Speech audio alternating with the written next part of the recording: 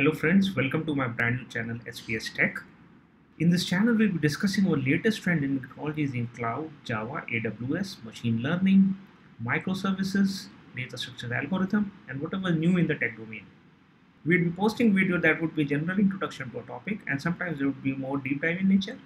So the topic for today is different approaches to cloud infrastructure.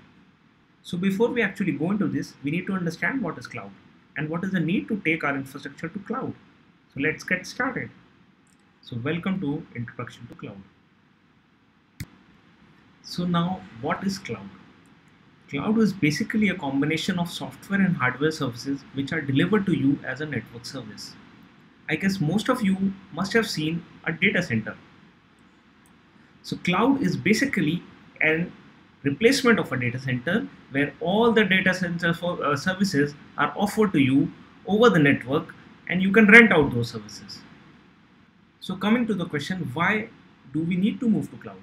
So there are various advantages for this. The few of them are that cloud offer reduced cost. If you have to set up your own data center, it could be quite expensive. You need to purchase the equipment, you need to hire the right staff, you need to manage it.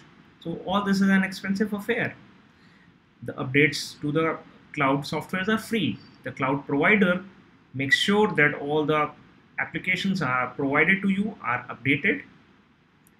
It offers a great deal of flexibility. You can sit at home and monitor the progress of your applications deployed on cloud. It offers great deal of scalability, which means, for example, there is a spike in traffic on your website due to a festival. How would you manage it? Will you purchase additional hardware for it? Cloud offers automatic scaling, which means in case of rise of traffic, it will automatically scale your infrastructure to meet the traffic demands and scale it back when the traffic again slows down. So only you need to pay for the services and the resources that you have used. There is no need of a disaster recovery. When you set up your own data center, you have to set up another data center which is called disaster recovery, which will be operational if your original data center is not working, has caught fire or there is a power outage. So to mitigate such situations, you need to set up an duplicate data center, which is your disaster recovery. And it also offers low latency. If you have traffic all over the globe visiting your application, you can cache the data region wise, and so that there is a low latency in the traffic, and the various cloud providers provide location specific caching for this. So now we will discuss the different approaches used to set up a cloud infrastructure. It will also serve as a method to differentiate the different type of cloud services available. So the first approach is a hypervisor based approach. A hypervisor can be a hardware or a software that allows you to install multiple operating systems on it. And then each operating system behaves as an individual computer. As you can see in this diagram, we have our host server. On this, there is our host operating system on which we have installed a hypervisor. Now this hypervisor provides us the capability to install multiple OS on it. So as you can see in this example, we have 3 operating systems installed, and on these 3 operating systems, we are able to deploy our applications, some additional libraries, and all these 3 systems are our individual computers. So in case our hypervisor is a hardware hypervisor, it is directly installed over the hardware.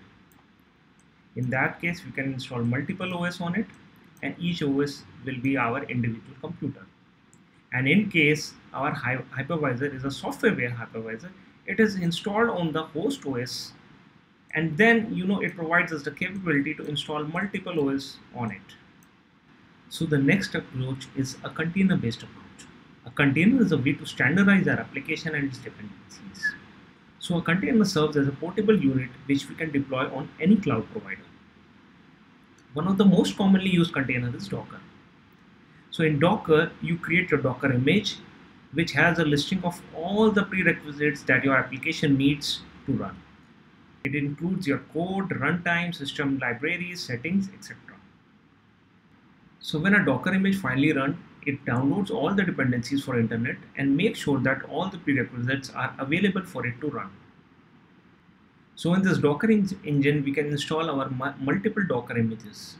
So a Docker image contains the list of applications and configurations required to run. So for this example, this is our one image which contains these apps and these libs. This is another image which contains the following apps and libs.